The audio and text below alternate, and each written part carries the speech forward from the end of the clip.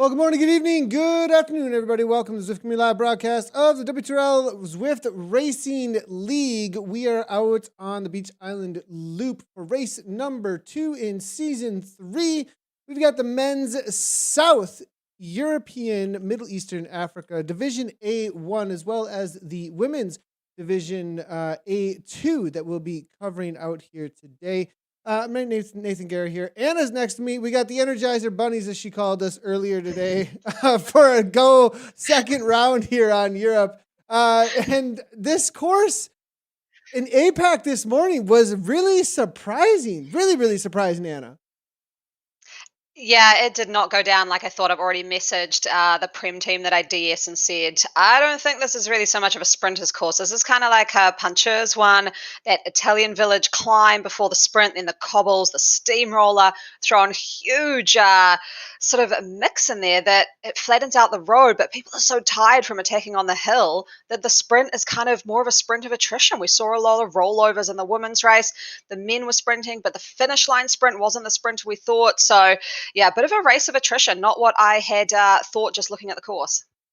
Yeah, I've been seeing some questions already coming through here. BJ Alfonso, good to see you in chat. If you are in chat, go ahead and bring your questions, comments. If there is anything super pertinent or catches our eye, we'll bring it on through. He's letting us know he's letting us know his question is, what's the fastest hair choice? That's actually a great question, as we do have our fashion police expert along with us today. So make sure you bring all the fashion questions and comments along with us as well. Let's take a quick look here at the course. One thing we do want to highlight about this course and the race today is that the steamroller is in full effect, one of the newer power-ups to Zwift, because this course goes over cobbles and dirt, and the steamroller is specific to those sections, isn't it, Anna? Yeah, so it flattens out the ground, so you're like riding on tarmac. Biggest place I saw it used was the dirt section just before the sprint. So just before that little green section, it's a bit of dirt and cobbles. And then again, before they go into the tunnel coming back with about sort of 4 kilometers to the finish. Those are the decisive points used a lot. People were ditching aero power-ups in favor of the steamroller. Yeah, and as you do see, the orange there, that little orange mark of the little blue guy just went by, gal just went by. That is actually the start. And then they head on over to the volcano. The guys are actually just about to head on over there right now to the volcano. Then after the volcano, Beach Island, they head down out of the volcano and over to the first section of dirt, that little squiggly it just passed, and into the sprint. And because all the points on each lap are right by that sprint, we saw a lot of very tactical moves. The pressure got so high. It's kind of I wouldn't say two-tier climb, but it's a climb into a cobbled section, into a sprint. And then there's even another bump before they hit Ocean Boulevard. Definitely saw a lot of breaks there. Then the only other place is heading into the lap. There is a little bit of a gradient up and out of Ocean Boulevard. So let's go ahead and take a look at the course profile itself, actually. This is going to be the Watopia sprint there, where each one of the points are going to be out there. It does descend off of the volcano, as you can see up front. And then it heads on to that little climb through the dirt, downhill a little bit. Lots of speed can be caught through those S-turns actually into Ocean Boulevard. That's going to be that main downhill you can see before the 10-kilometer mark. Then the downhill into the lowest part, Ocean Boulevard, underwater, as you can see, and then on up toward the lap. So that's the situation that we have for the course out here today. Let's take a quick look, though, at where things are standing for the men's. I think we've got the standings correct this time. Earlier, we actually showed last season's for APAC. We gave everybody an idea of where things were at, but it's going to be Rowan King at the top with 20 points. Coalition Aurora there. Foodsray EXO. SZ Yimmer. It's going to be the Swift Kids, Chevy Chasers, GFTBE, followed by TFC Robustica, Fusion Development, and Belgian Zwift Riders Eagles 3. That is the current situation for the A's. And in the Bs, we've got Rowan King Rhinos, the Viking Glepner team at CLS Sneaky Bees, Zwift Scotland B1, DZR Pain Cave Pundits, love that name, Fodra Bourgogne in 6th, Vegan Bobcats in 7th, SZ Huggin in 8th, Sau Gruppetto in 9th, and Kirchmar Drafting Bees in 10th. And in the C category, two guys, Zeras with 20 points, going to be Cryogen Pute de Dome. I think I'm going to, I hope I got that one right. I have no idea what climb that is. Usually Cryogen's been using these climbs. I have never heard of that one, to be honest. Help me out, chat. Let me know where that's at. The Angry Birds, followed up by RMACC 45, DCDO, Dizzy. They're just I feel like they really are after us. DZR Fast and Fun, followed by Zwift Scotland, Red Kai Tryhards, Curse for Bumblebees, PCCC, and it's going to be Giant Camden. Mad Jalapenos, keeping it hot in 10th place right now in the C's. And in D Division, RAB Haydox, the BRT Draconis with BRT Draconis 2, 1 point behind. It's going to be a tight race between those two. Giant Camden Holy Rollers, RNK Sloths, Atom Racing Team Fusion, Tuga Z Monchique, FCCC Delta Squad, KVBD Racing Team, and then the Giant Camden Spokes and Mirrors. And let's go ahead and jump right on into the racing. The men are out on course here and heading right on into their first climb, actually. It's going to be interesting to see how this plays out. As we see, they are a good bunch here. Do have a couple of dropped off, actually. Bayan, 4.2 watts per kilogram. Going to be keeping it steady with a guy there as well, but it's going to be at the back. KCA3. Move our way forward, though. BZR, be on the watch out for this team. They're always ones I would have my eye on. They did have one team qualify to go across to the Premier Division in the playoffs last season, and they're always a very, very competitive team. We'll see if this BZR Eagles 3 are able to pull something off out here today. Setting up correctly, this can be a little bit of a surprise, this climb up front. As they hit the dirt section, we did see some very early attacks. None of them really stuck from this point forward, but you could come in with some speed. It'd be interesting to see if anybody does try and make something happen with a steamroller from early on. Already power-ups being thrown down, though. Oh, steamrollers going pretty early. I mean, this is the flat section. I would be waiting for those steamrollers until you hit that climb. Kind of gets to 3, 4, 5%. Best time to drop it. Although people, it is dropping like rain here. Those steamrollers, those purple power-ups, you probably haven't seen them in-game before. This is the first time I'd seen them in a race. And it is amazing the difference it makes. But I was very surprised to see them drop so early. I think dropping them about now, I think they hold on for a long time, about 20 to 30 seconds, I've heard. And then you go around that left bend, and then you could have it hold on to the cobbles, get a good lead, pull a teammate up to use the aero in the sprint section on the tarmac. That's a strategy I've seen working. We'll see if anyone plays that out now. Yeah, we are seeing Van Loon on the attack here. There was a steamroll very late there, but not late. I would see really good timing actually there coming from Weird Camp. It's going to be now Garnier toward the front here for Food Ray. Now the sprint's going to start to open up, and you can see how completely strung out this thing gets during this section now. 300 meters to the sprint line now at this point. It's going to be Weird Camp now leading things out. Garnier now coming through 8.4. You see Limpam, Brawl. Now Davici there from Foudre as well. Foudre very, very present toward the front. Now 15 watts per kilogram. That's just going to be a lead out train though. Is over the top. It's going to become Dixon here on the attack. Coming out of the UK. Another drafty power up. Is the arrow going to make it happen though? It's going to be the question, but no, it's actually Valve with a drafting power-up. Wow. That was amazing, but Kirchmurray got caught out. New drafting dynamics perhaps there, as well as a race of attrition, and things are already absolutely split here, Anna. Oh, Valve nailed that time. You could actually see if you followed those orange numbers, he was just popping up through the pack, dropped that draft at a perfect time. I think the rider who we thought was going to win just kind of got to the front of the pack too early with that draft power up, and it meant they lost a bit of steam when they didn't have anyone in front of them. So great timing there by Valve. And the difficult part is here, you can see it's gone to 3%. They immediately hit an uphill drag, and if you're not on the back of that bunch, we can already see some people jettisoned off the back. It's very unlikely you can get back on because they hit a negative 1% now, and the momentum of this pack is just huge. So this is what we're talking about at the start of the show. This is not necessarily for the sprinters. We saw a massively decimated, strung out pack for that sprint, and it just makes it so hard from this point on. But I would have to say probably the fastest time segments will come from that first lap, so it'll be interesting to see who managed to take that out. So many steamroller power-ups. That was really amazing to see what a difference that made. We do see a couple more BZR Eagles here trying to get back on terms. But it is a 3-second gap. Now 2 seconds, 7 watts per kilogram. Weekly hanging on, it looks like now. Chevy Chasers trying to come on back. Peterson's there as well. We see, wow, this is just decimated. It does look like a few riders here trusting that this is going to be able to happen now. Let's go ahead and take a quick look, though. We do have a replay here of what happened just now in that sprint. The setup was perfect there, it looked like, coming from Foudre, but I'm not sure if they were able to actually... Well, we'll have to wait and see who Valve was riding for here, but Weird Camp here, he was going to be the lead-up man. As you can see, Garnier now heading toward the front. maybe was that a lead out for Foods Ray and Davici? As Davici was sitting in around third wheel, Garnier now opened up at 15, but look at the kick coming from Dixon. Dixon, though, did end up being just a lead out, man, as Valve kicks 14 watts per kilogram, comes through at the perfect time there and grabs those points.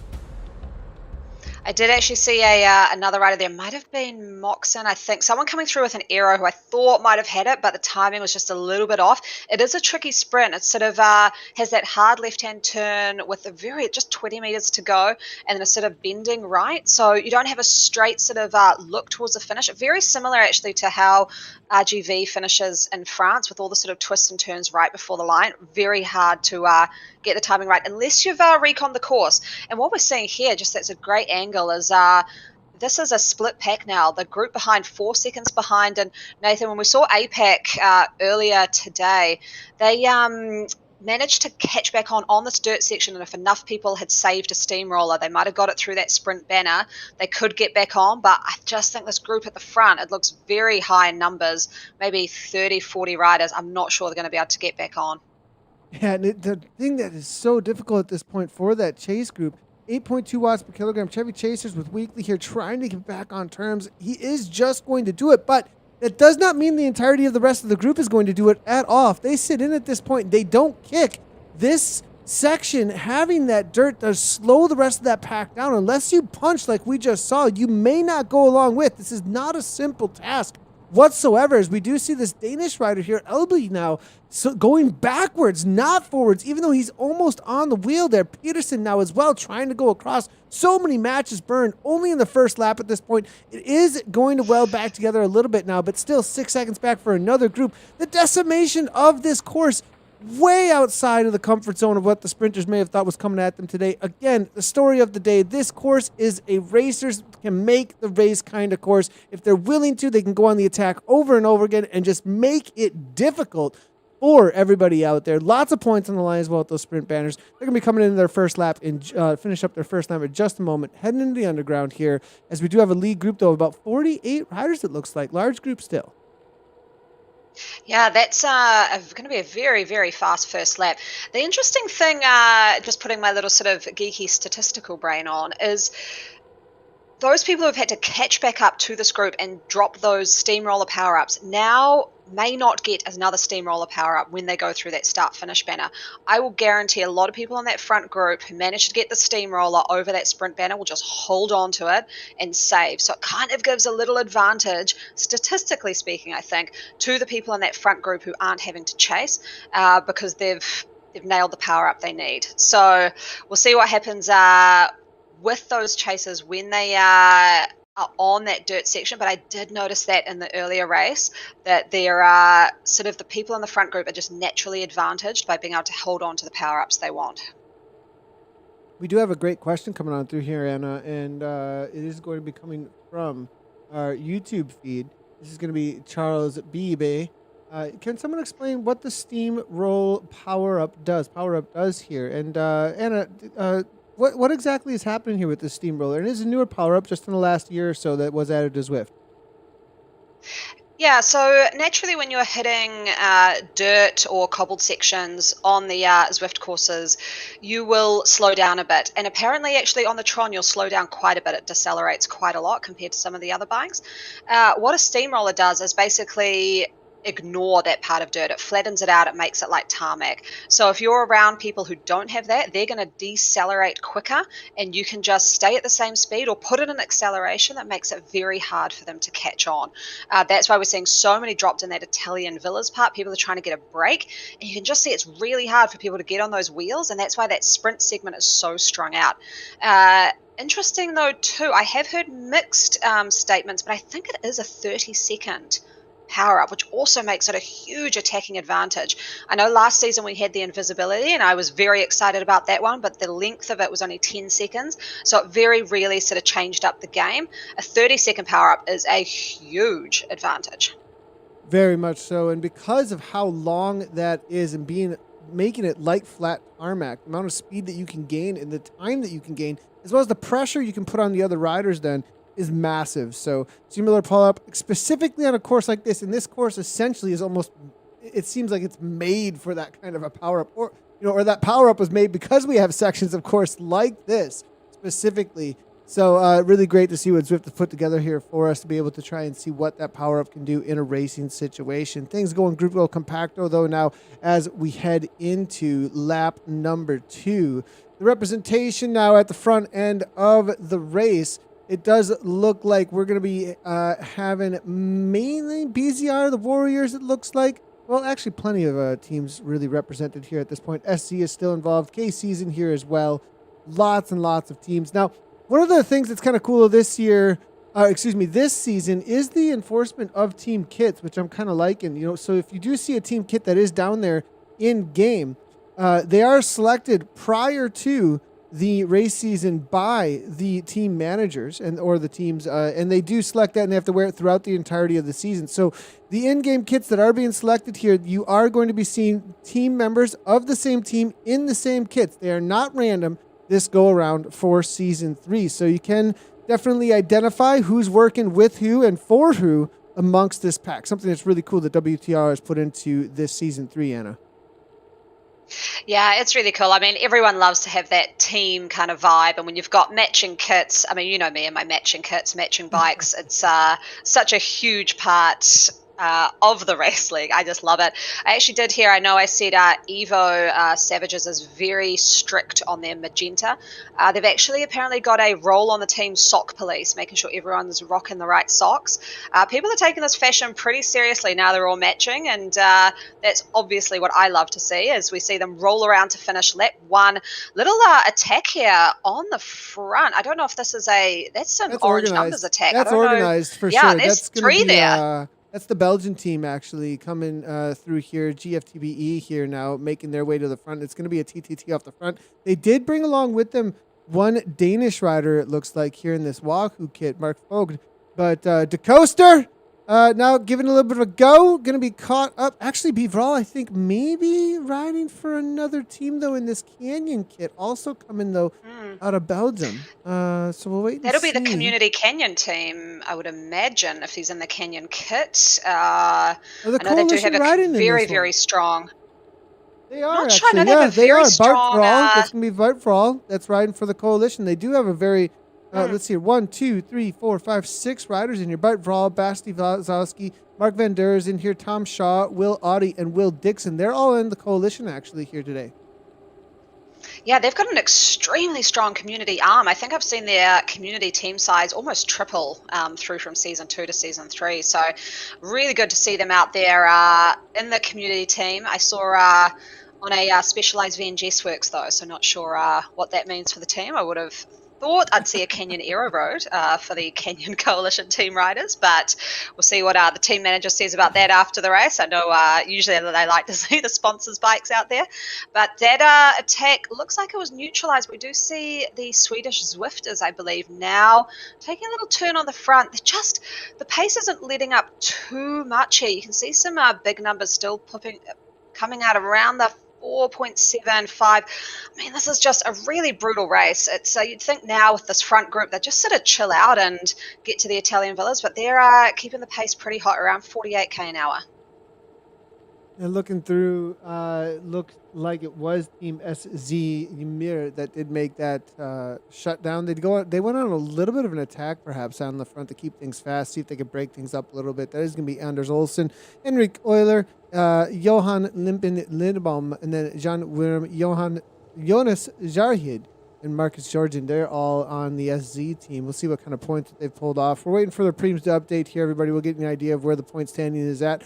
The women's race is starting in just under 30 minutes. They'll be jumping out on course. We'll be covering the Div 2. If you are wondering what divisions we are covering across the zones each week, make sure to be checking our YouTube. We'll be updating those. We'll be looking to schedule out the rest of the streams. You'll get an idea of what division as well as what category we're going to be focusing on each and every week. We are trying to go across the entirety of the divisions as best as we possibly can. We will be focusing in on the A's for each of the divisions we cover up front. But if you are looking for a feature and you notice that we are covering your specific category and division, go ahead and contact us. Watch out for some emails out there as well to the team managers. We'll make sure to bring in some cams as well as get an idea of who it is that's powering the avatars out here.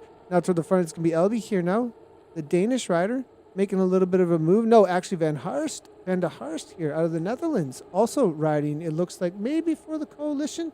Yeah, definitely in that pink and, pinkish purple. Tron is now, they're going to relax most likely on the downhill. Definitely a section, of course, where the riders can get a little bit of reprieve before the real efforts start into the beach section and the sprint. Yeah, I do just want to touch on bike selection as well. We had a great conversation in the APAC race earlier on around the disc wheel versus Tron. Again, I'm seeing a lot of Trons in this main pack and a couple of disc wheels. The question was super interesting. In real life, if you're rocking a disc wheel and you do a sprint, it takes a while for it to gain momentum and get up to that sprint field. So it accelerates slowly, but once it's at acceleration, it's faster. Now, question is that mimicked in game? Because a lot of people are riding Trons. We do know the Tron from that conversation last night does decelerate faster on the dirt kind of roads, but that could be neutralized by the steamroller. So people have mostly gone with Tron. It's sort of making me second guess my own bike selection for my race later today. I was going to go with the disc wheel and a super slippery frame. But I'm seeing a lot of Trons doing pretty well in the sprint, and I think that is because of that steamroller power up. They're just not facing that same hurdle they would usually have on that sort of dirt track. Yeah, interesting. The reality of the steamroller power up and what it is bringing to the game here is a completely different tactic, that's for sure. You know, it is almost kind of like an aero power up in some ways, except for the reality of how long it lasts. And I don't think it doesn't give you necessarily too much of a speed boost. You kind of have to put the effort into it a little bit more, but it's through these sections, it is just so incredibly powerful. You know, the breakaway situations I'm able to cause in my own experience, on a section like the dirt sections without a steamroller are massive. And to think the kind of speed that can be gained with this new power up is really, really intense, I think, for the riders. And I think that's part of the reason why we're seeing such huge gaps open up actually so early on and break things apart. The reality of this sprint as we head into it for the second lap, I think a lot of these riders will be thinking, okay, that was nothing like just sitting in. That was essentially hang on and see what kind of whimper of a sprint I can have toward the end. For a lot of them. And we did see some solid 15 for a moment there for some of the riders. We'll see if we see that again, because that most likely is going to be our fastest segment for sure. Through that section as SC takes over at the front. Absolutely, Nathan. And I think as well, the teams that are doing well here are the ones who are working together. They've got to be on Discord. They've got to be saying, who's got the steamroller? Okay, drop now. We're all getting on your wheel. I've got aero. I'm getting on your wheel. Then I'm going to open up the sprint when we get back onto the tarmac. We've seen here people dropping aero power-ups up the dirt and drafting. That's just crazy thinking we're heading into a sprint. Everyone's dropping their power-ups now. An aero power-up right there. I have not seen that before. Aero coming ahead of steamrollers, but look how long those steamrollers last, and they will just swallow that rider Butler up right here, because like I said, I think they're lasting for about 30 seconds. They are by far the dominant power up in this course. We have Osler here, looks like Moxie maybe off the front. Oh no, Drico, Oxen, they're just absolutely storming up this climb. Look at that strung out pack as they go over the cobbles. Looks like all of the power ups have now run out as we see the riders starting to jockey a bit here for position. They'll head into the tarmac right under this bridge. You see that green line across the road. That is the start of the sprint, but it's 360 meters long. You don't want to open up too early. And here they go, heading out of the tunnel. About 200 meters to go now, Nathan. Yeah, and it's going to be Vossen now. 10 watts coming from him. No, GTFB now. It looks GFTBE on the front. It's a lead out, but is he going to hang on? No, I think it's going to be Euler now coming through 13.4. That's the kick there. Perfectly timed. And we're looking at a common thread there. Valve tried to come through, but the timing wasn't there. We are seeing a common timing there, I think, for winning those sprints over and over again. It's right before the corner. You've got to kind of be coming through. We did see those ZWC with some solid timings, earlier this morning in APAC, coming at that last moment, maybe just a little bit earlier than we saw Valve there for a moment, but it was Oyard now for Team SZ. Yimmer able to make it happen. Solid sprint coming on through for him and throwing down for Team SZ. Now off the front, it's going to be Vossen. Just a little bit there. Sorgen's there as well. Now a little bit of a counters, perhaps trying to keep the speed high. No, going to settle right on down. 3 watts per kilogram. Look at the damage done again. And each and every lap, the reality of how much damage is done to these packs, we just keep whittling it down. There were 47 riders. We're down to about 30 now. 31. And that's not a close pack. There are riders still having to push high numbers to get back on terms with this main pack, which is pretty wide. They're not going slowly. I think this is key. I mean, I always wonder if this strategy would work is, can you soft sprint, just stay on wheels, potentially use a drafting power up, and then once you've crossed over the sprint, push hard watts up that little 3%er straight after the sprint, get a bit of a gap, and then really build the momentum over this negative 1% through these twists and turns. We can see these riders really unfortunate. I mean, they're just not going to get back on. You can't get back on if you're ones and twos. You can if you're in sort of a nice little chase pack with about 20 riders, as we see the points popping up on screen here.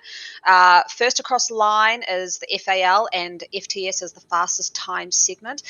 Fastest time segment is across the whole race. So if you're actually a dropped rider and you've got a couple of teammates, we've done this before, you can focus those fastest time segments, ride a zone 2 race, and then just absolutely go all out for the sprints, and you're kind of invisible to your competition. Kind of a good strategy. We won a race doing that. First across line every lap. So lap 1, 2, 3, whoever gets first across line, that's where you can see Dixon doing well there with 16 points. I have mentioned him on the first lap. If you watch him on the third one, he comes through from sort of mid-pack doing really well. And Matthias Chemnitz there with 16, and Oya there, who did win that one. I'm surprised not to see Val, because I thought he was first across line on the first lap and then was second on the second lap. So I'm surprised they're not further upfield, actually. Yeah, real quickly here, we could let's see if we can get a little bit of an idea of what the sprints were for the riders, specifically first across the line points versus the fastest for the segments. Let's see if I can get a little bit of an update on that, because there is definitely a big difference between those two metrics. And on the fastest across, first across the line, we do see an update here, and it is going to be 17 points there being thrown down for Euler. Will Dixon there with the 16, and then Matthias Chemnitz, Soren Hackmeister, Philip van Lytham, and then Bram Luke Vossen, Francis Leg, and Ronnie Comeback. That's going to be the situation. Then for the segment, it is Comeback there. Solid kick, Dixon, followed up by Matthias Chemnitz. So those are the fastest. But then for our totals, we are seeing 31 points there for Dixon, and then Matthias, followed up by Ronnie. So that's the situation as it stands out there. KC Dev on the domination, it looks like. Yeah, doing really well there. I'm really impressed by Will Dixon. I've seen that name popping up, and I've kind of thought you're not really going for that first across the line, but obviously just gathering those fastest time segment points, and that's adding up to a big total. So that fastest time segment gives you more points because it's only available once. It's just that fastest time across the whole race, and it starts at 20 points, whereas the first across line just goes 10 to 1. So it is a really good one to target as a team. Maybe have someone going for that from, back of the pack, mid pack, drop the drafting power up and go for that fastest time segment, and have others go for the first across the line. So you can sort of gather a whole bunch of points just by targeting them the correct way. Having everyone go for first across line, I mean, it is a bit of a glory points, right? Because you see them going first across line, it feels great. But really not many points up for grabs. So I'd definitely be targeting that time segment. Looking through here, interesting enough, our current series leaders, I am not seeing much coming in here from the Rowan King team, to be honest. I'm not seeing Normski, Tublik, Ian Clark, Burgess, Evans, Curry. These are all riders I would definitely be expecting to see toward the front end of this pack here and involved, but it might go to show that this course is a puncher's course, not so much a course for those who are focused in on team time trial. Did they not? I mean, the other question is, did they show it today with not being involved really here? I'm looking through some of the names, and I'm honestly not seeing a whole lot of our current leaders here. So we'll have to wait and see if we do spot any of them out on course. But it does look like the Eagles maybe I mean, getting dropped off really early. they do have a group on Zwift Power, so they're entered in the race. We'll see if I can get something live to see potentially where they are. No, they are there. They're just sitting around 39th, so could be that they've just missed this front pack, which would be unfortunate. I mean, after an amazing team time trial, you don't want to sort of fall apart in the scratch race. Yeah, maybe sleeping on the reality of how incredibly difficult the front end of this race was going to be. I have a feeling this will cut anyone who has not done their homework, hasn't watched any of the live streams, watched what this course is actually bringing at the riders, might have been caught very off guard by that initial kick that did happen. I mean, essentially, you're looking at a 2 minute, 3 minute, everything you've got bottom to top there to the sprint section, and then just caught out. You could see a pack just roll away, and that's exactly what we saw with those 47 riders going off the front. Now it's split again down to about 31. So definitely much more tactical and difficult course, I think, than what was expected by our current division leaders. That's going to be the Rowan King Eagles off the back here, and they're going to have a lot of work cut out for them to try and make something happen because it's top 30 for some points, I believe, out there today. Yeah, and I think the thing I found, I recon the course, a few times, because it's a new course, everything is a little bit different. So ways you would usually approach the sprint, you don't necessarily always come from that dirt section, so that can be quite surprising. After the sprint, you don't usually take that sharp sort of right-hander into a hill. You usually go over that bridge, have a bit of flat, and then hit that big climb before the downhill rolly section, heading into the Watopia finish. You're approaching Watopia finish from sort of what can be a bit of a reverse direction, and so it's all a little bit confusing if you haven't reconned it. You think you may know Watopia really, really well. We've got a lot of Tron bikes here, so people obviously know the game, but everything's just a little bit mixed up when it's a new course and you're taking those new roads. So highly suggest reconning because everything does feel a bit different. That's definitely what I noticed when I was reconning.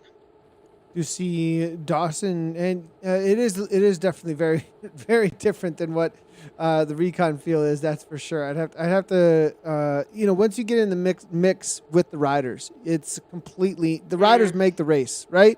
You can go and recon all you want, get ideas about it, but what riders are up to, that's what's going to really make. And also the familiarity with this course. It is a newer course. There is that reality as well. So riders might not have ridden this very much. It hasn't been used a whole ton in racing as well. So now we do see a little bit of a punch off the front, a little uphill gradient. This section, this sprint is a very interesting finishing sprint. It definitely keeps things difficult. Do we actually have a rider off the front here?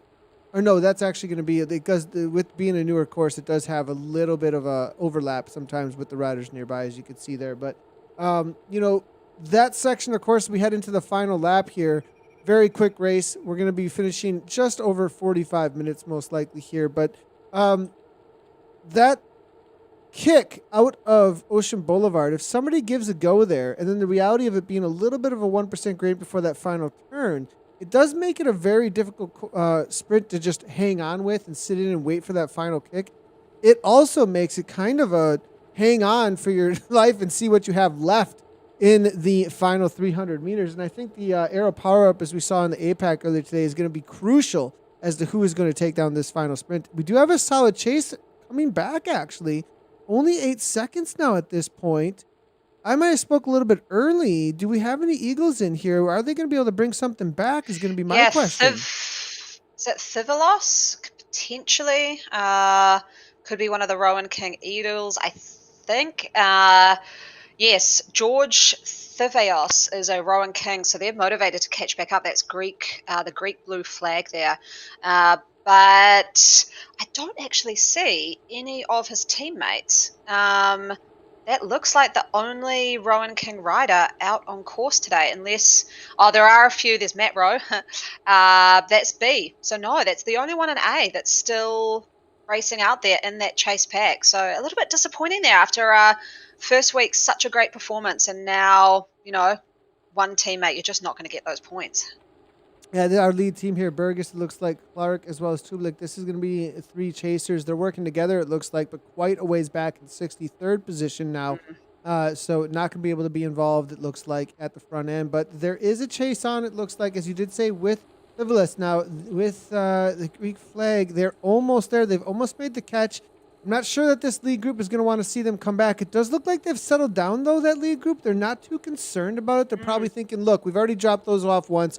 They're really going to be thinking about that second sprint. Over here now, Foods right now, 179 beats per minute, very motivated, 5.3, working together with his teammate Pasaglo now out of Switzerland. And the coalition is also getting involved here with Zashki, 175 beats per minute as well. So BZR Eagles now coming on through. And I think they almost going to make that catch, but it is 5 seconds still. And that can be such a distance as they start to ramp it up. These riders aren't very interested in being caught, it looks like. No, they've. You just saw those watts go up from the leaders on this. They've got the rider out the front. They're pushing it. This pack's increasing speed. We're hovering around 4 seconds. This is danger time because they need to put in a big kick now because they're burning so many matches just sitting back there, riding a sort of TT style to catch back on. If they don't get back on, they've just burnt too many matches. But if they do, but it's taken them a very long time, they will have just caught up, a kilometer before they hit those climbs to the sprint again, and they'll just get dropped off straight away. So they're sitting at a really dangerous point here. That 4 seconds, I mean, you've got to get it to 2 seconds, and then you're pretty much going to make the catch. But I honestly don't think they're going to make it. I think this team now riding at 6.5 watts a kg. Olsen here from Swedish Zwifters, they don't want to make that group catch up. And you can see now the gap to 5 seconds. So it's not closing in, and it's really heartbreaking because look how close that looks. And 6.8, look at how organized they are too. They have like their own TTT right now, trying to bring this back. There is a little bit of an uphill grind in one moment here. Backing off, put his dig in, 182 beats per minute, trying to make it happen for the team now. And to the front, BZR now, a little bit of a kick as well as we do see them leaving the volcano. Will they be able to make this happen? It's within 4 seconds now. 7 watts per kilogram coming out, coming from Aukson here. This is the story right now, whether or not they shut this down. But now the speed goes back out again. We're going to have to see orange numbers, actually. Those downhill kicks, we'll have to see something like that to really make this happen. And again, this lead group just continue. And the thing is they don't really even have to work for it. All they got to do is roll through a couple of sections. They've got plenty of firepower in here. They've been resting up. And the reality is when you're making a catch, you just have to work harder than those that are up ahead of you. You got to just go faster. And because of that, when you're being chased, you can kind of hold tempo or a little higher. Whereas the other riders, they've got to go all in here. They're about to make the catch. They'll make the catch, and then it's going to be steamrolled, though. That's the reality, is everyone's going to pop their steamrollers, and they're just going to be going out the back. You can see it going out again. 3 seconds now. It looks like nothing, but it can be an eternity. Oh, that 3 seconds. It's there's been a great meme that I've seen going up on some of the Zwift Facebook pages of all the biggest gaps in the world, the Sahara Desert, and then this gap on Zwift, trying to chase back onto the pack. Because, once you're in the safety of the pack, you can chill out, you can drop those watts, recover, but it's still hovering at that 3 seconds. And if they do not catch before that dirt section uphill, I just don't think they're going to get on. No. Heartbreaking to see. These guys are probably, there may be 1 or 2 that are sitting in that are thinking, okay, I'm going to go across. I've got a power up. I've got a steamroller. I'll use it for that 30 seconds. And they're just going to use it to get involved. It's not going to be about getting sprint points. It's going to be about just grabbing onto the back of that pack up there, making their way just barely into there, and then finding themselves in the final sprint. There could be 1 or 2 sitting in and waiting for that moment. 2 seconds now. Foudre continue to put the work in. At 180 beats per minute, though, this is an absolute sacrifice coming from Foudre. They have done nothing but, put all of this effort in, and it looks like BZR and the rest of this KC and some of these others are getting all the benefit from it, though. Oh, completely. They're dragging up some riders here who are just still chilling at the back. I mean, it's risky for them because they may not catch on.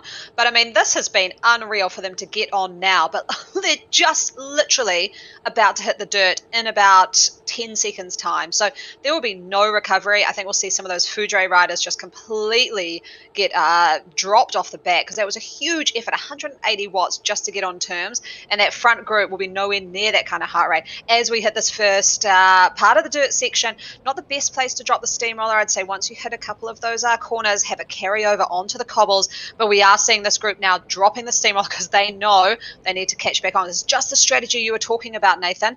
They'll drop the steamroller and they'll try to bridge that gap. Now, this is good work. You need to pull those orange numbers and not drag the pack with you. So perfect use there of that power up to try and bridge. But look what's happening on the front. This is just a huge attack here coming off the front, splitting the pack. A gap here already. This is going to be a sprint of attrition, mark my words, because that pack is struggling now to get back on terms with this rider who has done a huge pull on that dirt section. Yeah, it's going to be Butler actually with the attack. There was one other rider off the front. It is going to be Van Latham there from the Belgian team, GFT. Back from the Warriors now, trying to come across here. Butler hanging on to that third wheel. He's got a little bit of a gap, 8.3. Looks like it's going to be a steady kick from here all the way from bottom to top. Will he be able to hold on? 200 meters to go, but no, here comes Dixon. He's been our sprinter on the day. It's actually his teammate, I believe. Similar kid, as you can see. Vossen now trying to come across. We got nothing but pink at the line. Vossen takes second. It looks like, followed up by the rest of the Belgian team. KC was involved there, but I'm not sure they were able to grab podium points for the top three. Rolling right on through, though. Is it going to be a continuance there coming from Kalmbach? He may be able to split this a little bit more. What'll be interesting is whether or not we do see any counterattacks throughout the day here, and if anybody's able to sneak way off the front, because I have a feeling a lot of riders are going to be sitting up and waiting for a sprint. We do see some more of the damage that's been done. Moxie, Oxen, Lubach here as well. Look, this little kick here got to be so painful this last section. Look, I mean, right here, this 3% gradient, it seems like nothing, but at these speeds, right. So speed really is what makes things difficult, right? When and these little bumps like this, when the speeds are so incredibly high at the front and you've got to match it, look at how fast that goes out. Yeah, I mean, you just saw then Moxie was having to hit 6 watts a kg on that climb to be aggressive. Imagine trying to hit 6 watts after you've just done a full noise sprint after a full noise climb. I mean, this is what we're talking about. This is a race of attrition. It's a puncher's kind of course. Even though on paper it looks like a sort of natural sprinter's course, I don't think it is. I mean, I'm going to say, though, MVP of the race for me is definitely Dixon. Has seemed to perform really well across all 3 laps in that sprint, timing things really well, not always taking first across line, but definitely up there on fastest time segment as well. Be interested to see how he goes in the final sprint, but really, really great performance. Super impressed by how he's done on each lap.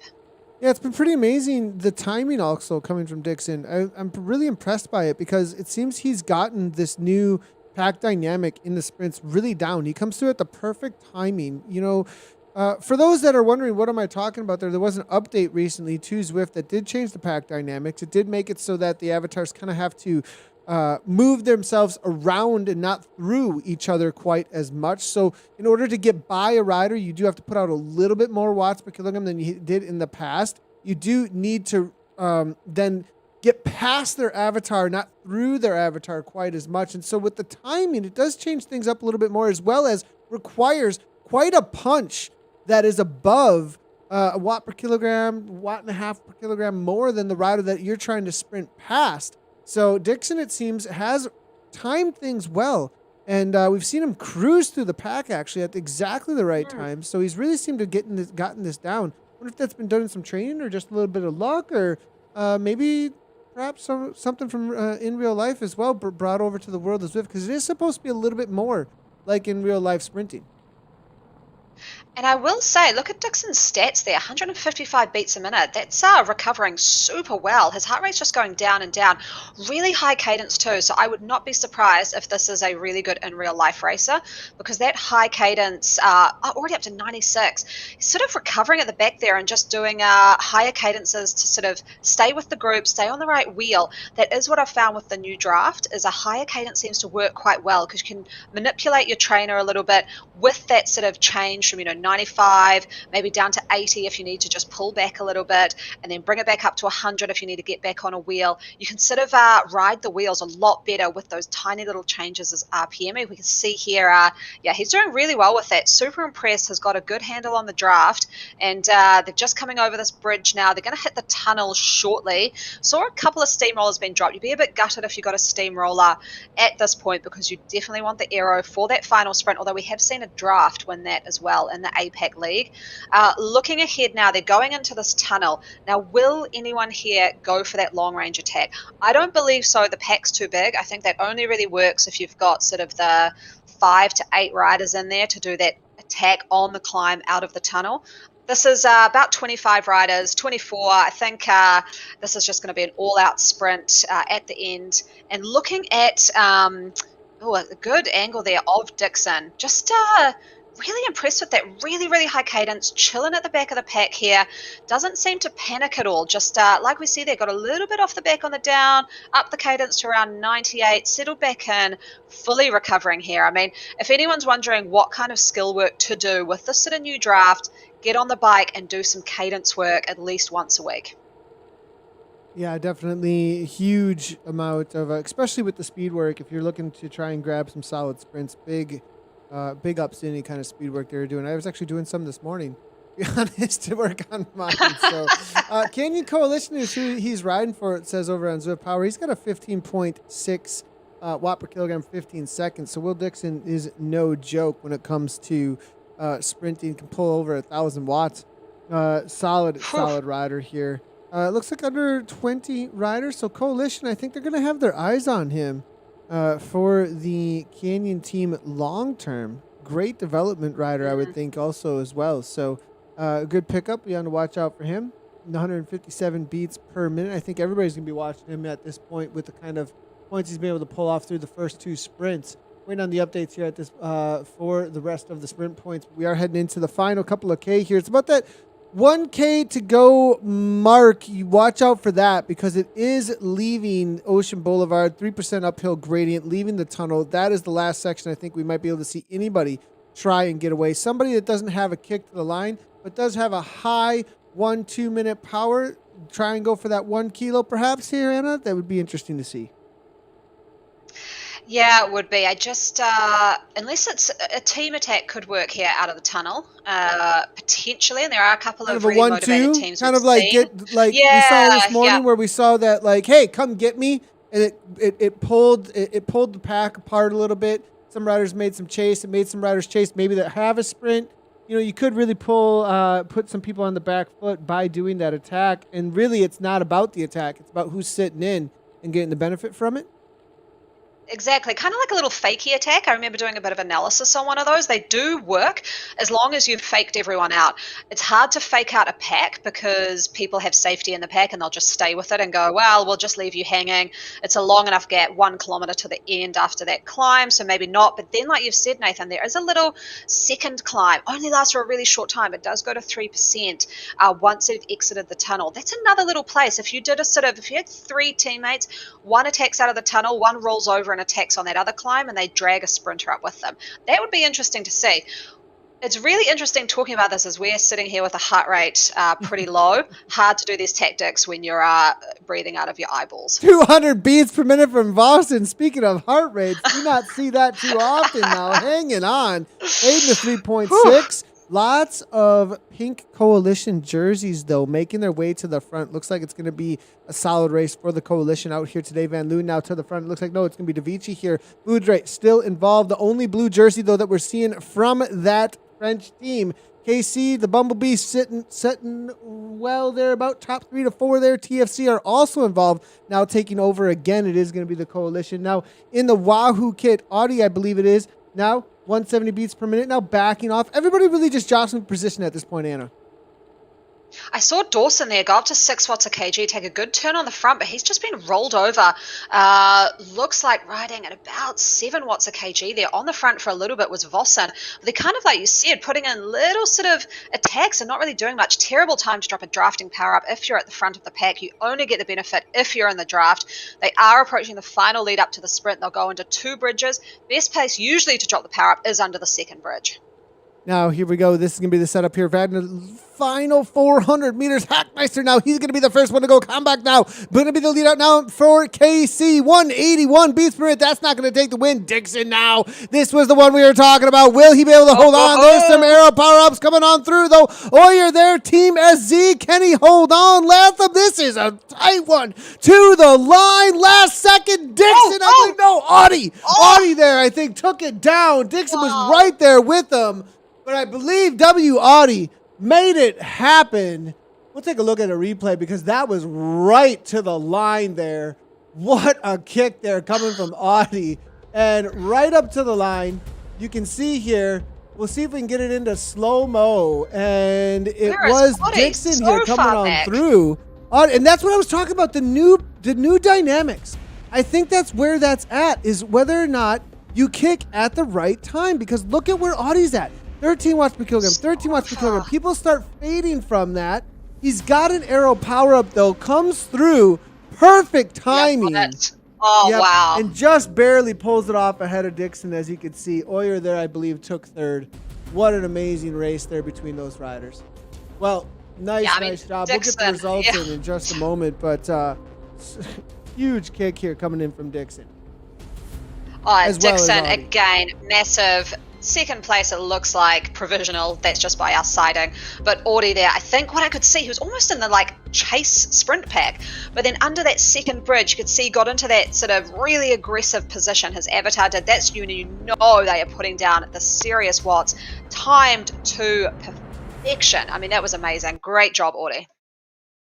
Now, looking through here, we are jumping in with the ladies. They are out on course. This is going to be the Division A for the women. Division 2A in the EMEA.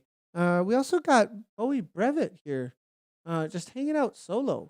Interesting enough. I just saw him on one of our other feeds. He's just one of the spectators out here today. Interesting enough. It looks like he's jumped into the race. So good job, Bowie. I've never seen Bowie alone. Have you ever seen Bowie alone? I've never seen him alone before. No, interesting enough. No, so, maybe it's just an odd time for people.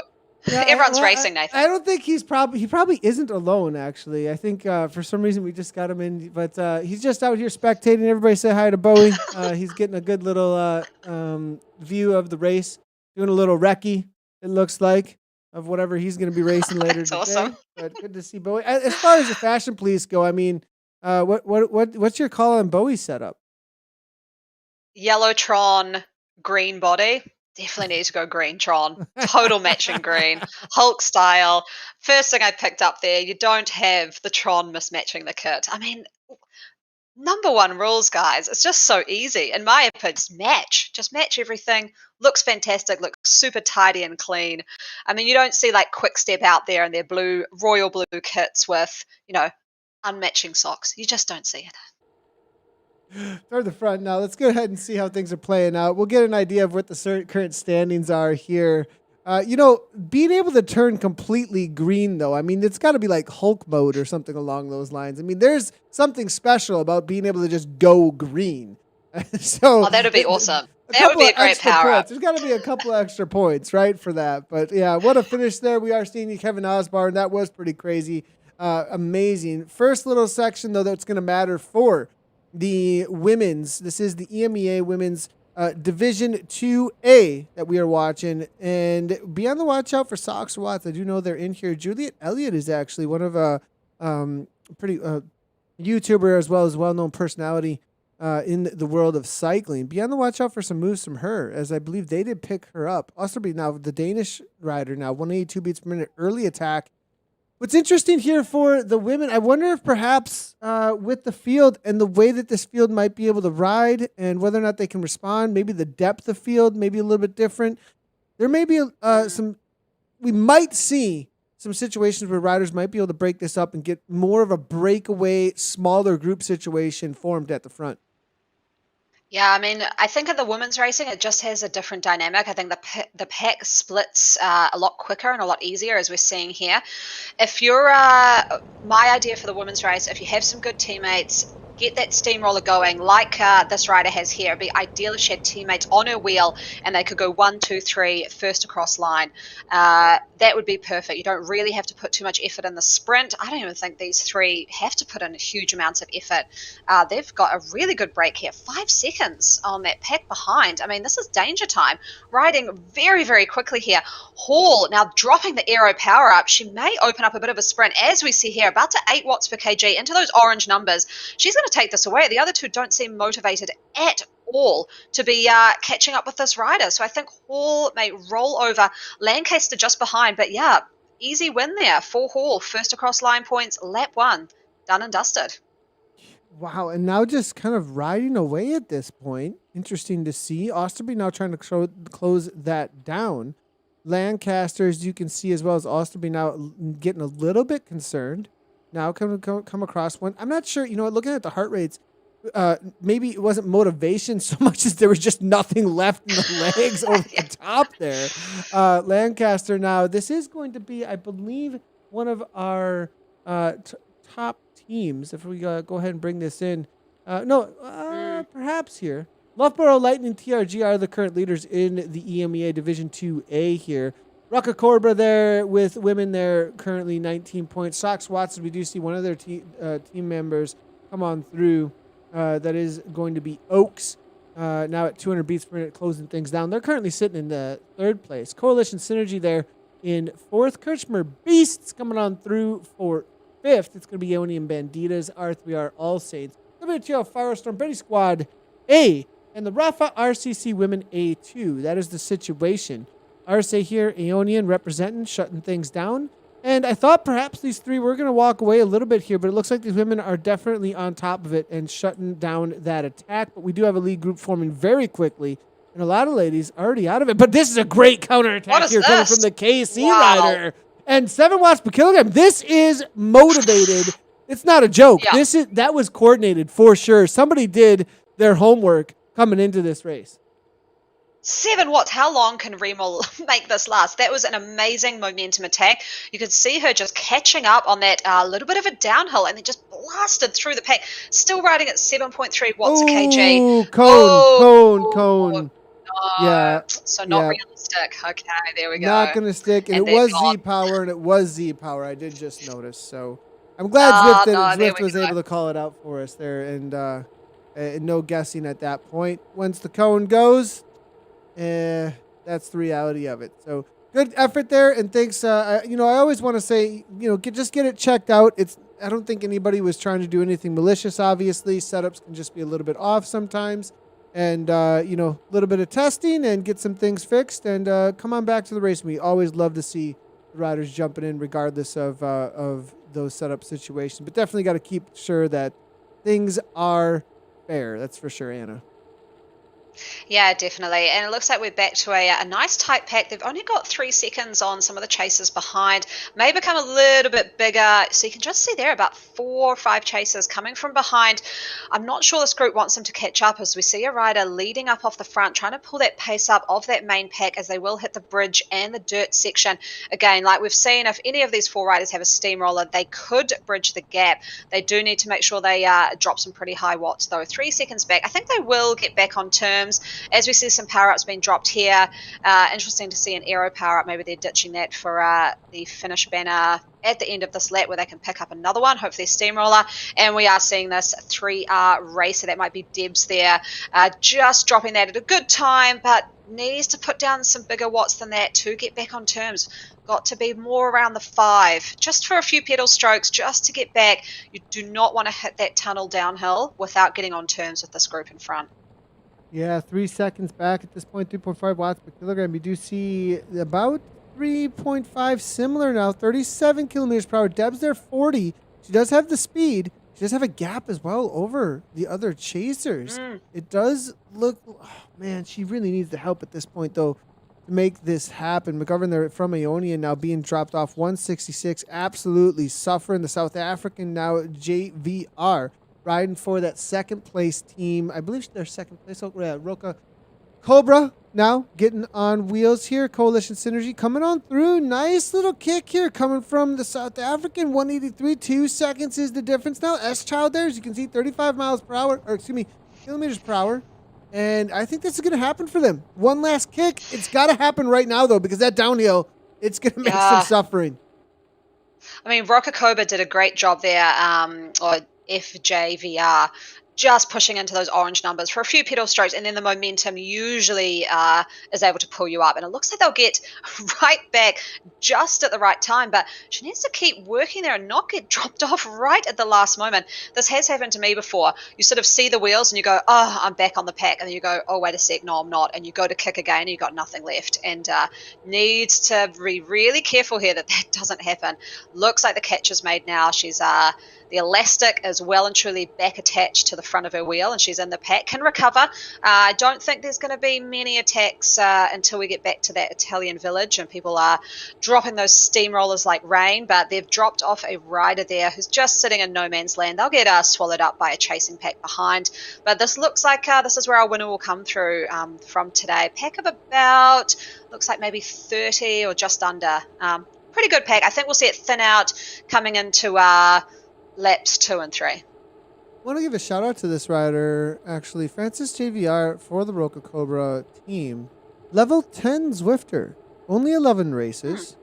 It looks like coming into the world of Zwift racing back in July of 2020 and was a part of a support South African Talent Virtual Racing Series. Has only really raced on Zwift, interesting enough. I haven't seen a whole lot of group rides or anything. And jumped right on into the Zwift Racing League for WTRL actually on the 6th of last week. And that was about it. In February, a little bit of racing. So maybe a little bit of experience as well. Very strong rider, I think. 10.93 watts per kilogram for 15 seconds. 656 amongst the women. That's a pretty... And under 20 rider, too. So very strong junior U23, rider jumping in here. 253 watts at 61 kg. Absolutely monster on the bike. So I have a feeling being level 10, though, maybe a little bit of experience issue. And be on the watch out for this South African team, new to the scene. I have a feeling we are seeing one of the rising teams here in the A division. Yeah, that's amazing. I mean, to come into your first Zwift racing experience in the WTRL Zwift Racing League, I mean, talk about a baptism by fire. That would be brutal. We had a new teammate on our team last season, and she's currently qualifying for the Olympic Games in triathlon. Straight off line dropped. She was like, I have never had to push power so high. It is just so different. So and that's huge no joke level. That's no joke level, right? Yeah. You're like talking about legit Olympic. Yeah, going to the Olympics, legit athlete getting dropped on a Zwift race is just so different and so hard. So yeah, massive kudos to people who just jump in the deep end and go here first. We are seeing a little bit of chit chat here saying, come on Flora, take a proper turn and let's catch. So it looks like there's motivation in that chase pack. It's getting pulled what up are you there doing by Jackson, back there? I think, for Let's Socks go. for Watts.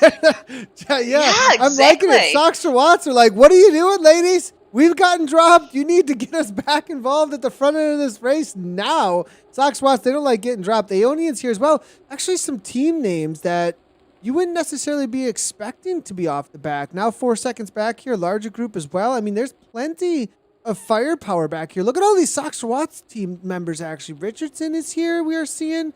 Lots of Sox Watts. Sargent now. These are no joke riders, actually. And I think that this course is catching people so off guard. I just want to have a little cooler. I have never seen that kit in game before.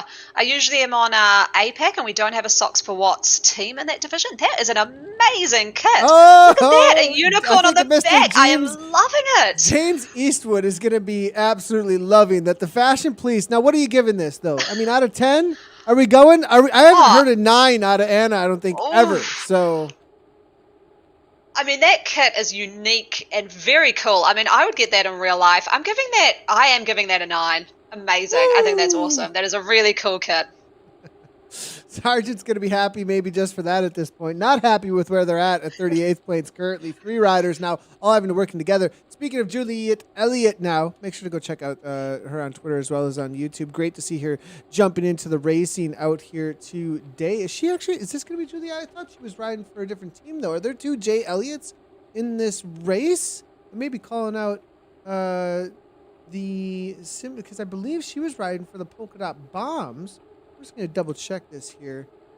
And yeah, she is. I think that she's working together with some teammates here. Forgot maybe to change the kit. Maybe that's client side only though. We'll have to wait and see what's happening with that. But there are some penalties, I think, for that. We'll have to wait and see what WTRL are going to do about that one. But go ahead and move our way forward here. And I want to keep speaking to this Roca Cobra team, though, because this is the new kids on the block. Courtney Webb also riding for them. Newer Zwifter level, well, not quite as new, not level 10. We're looking at level 25, a little bit more racing underneath her belt. She did do a Premier League for the South African Community Series actually back in March, it looks like, and also jumped in for last week in this TTT and put on a solid effort to come through for second place for this division. If we take another look at the current standings here in this situation, it was Loughborough Lightning TRG, but as you can see, they took that second place. The Polka Dot Bombs are on the chase. They're working well together to bring this back, but it is only going to be one Sox for Watts kit that I can see in this front group at this point, and that is going to be Oaks that was able to make this from the Isle of Man here and just hanging out 186 beats per minute, probably not doing any work, I would think, because she's going to want all of her, as many riders she can get back on terms with this league group. I love how you're saying just hanging out at 187, 188 beats per minute. For me, that is not hanging out. I would be sweating. Well, just hanging on. Just hanging on. Just hanging on. Yeah, just hanging not on. Hanging out. I was going to say, there's not a good word to describe 189, but it's definitely not hanging out. I would be hanging on by my fingertips. But that's working really hard for what it should be a time of recovery. The thing I like doing, looking at after a race, is the person who's done the best with the lowest watts per kg, because that kind of shows someone who knows the pack dynamics. I know in the Prem League, Danielle Estrate was always one I'd watch at that, because she'd sit in the pack in a perfect position and just be able to do. Oh, she was so cagey for sure. I know, just do almost no work, and that's what you want to see. Is you want to be sitting in the pack unless you're chasing. At this point, they're not going to get caught. They're over 30 seconds ahead. You need to be recovering. Not putting in the 188, 189 beats per minute. Just get that back down to, even if you can, like we saw with Dixon, getting at the cadence higher, getting the cadence in the 90s, spinning the legs, getting the heart rate down to the 160s, maybe even the 150s. You're going to be in such a good position for those sprints. Now, real quickly here, that 188 though, 14-year-old rider is what I'm seeing here. Team Seriously? JRC, Shut Ridley, and Sox Watts, coached by James Roberts, coach in JRC. She is also a dual record with Aciomas. So this is Ruby Oaks, serious rider, level 26. Wow. And I have a feeling that might be something to do with the butterfly there. Younger riders do tend to beat pretty high. I have a feeling we may see over 200 beats per minute here coming from Ruby. Also, they can kind of sit at that threshold a little bit longer, I think, too. They can kind of just... 14! That's insane. That's her heart rate's probably sitting around 240. So yeah, she is chilling at 187. Man, I just suddenly feel really, really old. Absolutely love to see the new generation that's coming in, and we've kind of got a synergy of opportunity that we can see happening right in front of us here with Ruby Oaks. The reality of the next generation, as well as women's cycling growing through the Zwift platform. Absolutely loving it here. Shout out to Ruby and Sox Watts. See what she can make happen, though, for the team, because she is isolated at this point with plenty of very strong women surrounding her. Yeah, I mean, there'll be a lot of support coming through from Discord for her. I know all of the teams with the young riders really look after them and make sure, they're comfortable, feeling good. They'll be just chatting and giving her all the support, any tips and advice. They've probably got a DS on board as well, so she won't feel isolated per se with the team radio, but in this front group, just settle on in, follow some wheels. You don't need to do anything. If you've got no teammates up there, you can just... follow the moves of the other teams, be up there at the finish. So great positioning there from Ruby Oaks. Really impressed with that riding from such a young rider. As we do watch Lancaster here as well, they're just chilling out down this little climb. I'd imagine it'll get slightly cagey now as they approach this long, flat portion before they hit the Italian dirt climb, heading up to the village and then the cobbles. Last time we saw a massive break and just sort of a rollover sprint. Be interesting to see if people are a little bit more motivated, or even just they're so tired that it could be more of a bunch sprint this time around. This is actually one of the riders from our current series leaders here. that is going to be the Loughborough team. They have been extremely strong. Loughborough Lightning TRG. Anna Lancaster, level 19 Zwifter. Maybe just registering for Zwift Power perhaps this past year. Maybe just putting in a ton of work perhaps as well. Not sure, but level 19 pretty quick. Well, you can hit level 19 in a month. It does see back on March 9th was when she first jumped into a W2RL race. Great to see newer Zwifters again. They are using this orange, excuse me, not orange, this Quebeca kit. As you can see, Team Quebeca with the black and green. We do see them well represented in this lead group. At least 1, 2, I believe 3 riders with Hall is in here as well. So Hannah Lancaster, I believe, let me see if we can get some more of the names here coming in from this team, as this is going to be a team to watch out for. Francesca Hall is also here. She's ridden for Team Draft, so I have a feeling she may be one of the leaders on this team, because Francesca Hall is a name that's been pretty familiar to the world of racing for quite a long time for me, and jumping into a lot of our broadcasts, actually. So I have a feeling she's going to kind of be one of the leaders for this LLTRG team. 4.2 watts per kilogram currently coming from Hannah, though. We'll see if we can find Francesca Hall. Hall was actually involved in those early attacks, as we saw. Almost made the 3-person breakaway, as we do see her sitting in about 10th or so wheel, 15th wheel at this point. Here come the steam rollers as they make their way up toward the second sprint on the day. Yeah, 5, nice 7. try. There she goes. Anna, this is she's off coordinated. Lakers Discord, for sure. Yeah, this look is communicated. at that. That is amazing. They are pulling up, and I don't think that second rider is going to drop a power up. This is what I'm talking about. Have a rider in front, drop the steamroller, jump on that wheel as best you can. That steamroller lasts for 30 seconds. That is a long time. She can get on turns, but look how quickly riders drop off when they don't have that power up. So very important here. Maybe have 2 riders with the steamroller. Make sure you got someone sandwiched in between you, because she is losing the wheel of her teammate, which is unfortunate here, as some of the other riders, looks like the Black Flames BZR team is coming up, and they are motivated to catch back on. Osterbury here has done a great job. 7 watts per kg. This is massive, coming through onto the cobble section. Is this going to be another rollover sprint, or do the teams behind, such as Lancaster, Vickers, Denton, the Great Britain train, do they have the power in their legs to try and bridge this gap? Yeah, now we are looking at Bonnie Delanote from the BZR cycling team shutting things right on down. It does look like Hannah Lancaster, who opened things up initially, able to hold on, got a little bit of recovery now at this point. 5 watts per kilogram coming from 195. Is she going to be able to come to the top now? Oh. She sits in a little bit here. Francisco Hall, she's got her teammate who's going to be the lead out. They're going to be looking for some points. They were not involved as well, quite as well in the first sprints for the line on the first points. Now we do see an arrow power up coming from behind. Roca Cobra cycling now. South Africans trying to make it happen. Here comes Francesca Hall. She's got the arrow power up. That's done and dusted. BZR looks like going to be able to grab that second place. Whoa, KC! Out of nowhere, here comes the Beasts. Now, as it's going to be T. Krista with a little bit of a kick. She might have taken third there. We'll have to maybe see if we can find a replay of that. But Roca Cobra involved, as we do see plenty of those kits here with Denton. Jay Elliott's actually a little ways back. They're 109 back now at this point. Denton, Osterby, and then Hall all toward the front. Who is using this kit, though? That's going to be my question. Oh, it's going to be the Rafa CC. Obviously, Rafa RCC now involved at the front end of this race. Let's see if we can get an idea of who's all racing for them out here today. It's going to be Upton, I believe, here. Canham and Sender. Melanie Viner Cuno. That's going to be who I believe is all riding for this team. I'm not seeing Denton, though, listed here.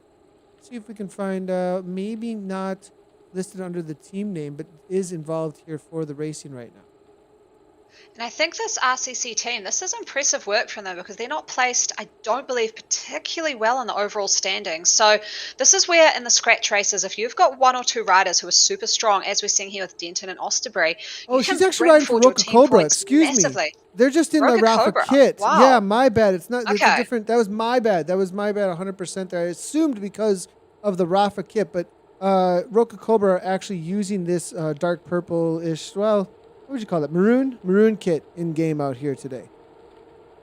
Yeah, and I think it's a good reminder to people, maybe just put your team name in brackets behind your name and game. It makes it really easy for us to tell who the teams are. Then we can get a good feel for what the team attacks are. If people are riding together, just makes it a little bit easier for the viewers as well to know what's going on with the team dynamic here, because that is probably one of the most important parts of this course in particular we're seeing, is just like we saw that rider taking the steamroller, having the early attack, having their teammate on their wheel. But Nathan, I'm super interested by the fact they could not stay on that wheel. So I think that steamroller has a huge advantage on that dirt, enough so that it's almost impossible to stay on terms with anyone who's dropped it. Looking Rhea Denton, another Roca Cobra rider here. They're having a field day out here today. What a stamp on this second race here for the sprints. Having a solid ride in that TTT. Now they're challenging Loughborough out here today. The current series leaders. Rhea Denton, solid kick. She's got an 8.3 for 15 seconds, it looks like. 4.26 for 20. So this is a no-joke rider coming out of the UK, actually, interesting enough. The rest of her team, a lot of them South Africans, it looks like. So she did do the London Lockdown Series back in March, it looks like, with some solid eighths. She did take a win, actually, in January on the first race of the London Lockdown Series. Good to see, as now she pulls through at 3.7, 179 beats per minute here currently. She maxes out up in the 200s, so 202 is the max that we've seen from her in the first round of the Zwift Racing League. I think she's one of the only riders that did the first round of the Zwift Racing League amongst this team. So very experienced rider, and I think she's going to be leading this team out well today. Yeah, we are seeing a little bit of a coordinated attack here from some of the 3R riders alongside another team.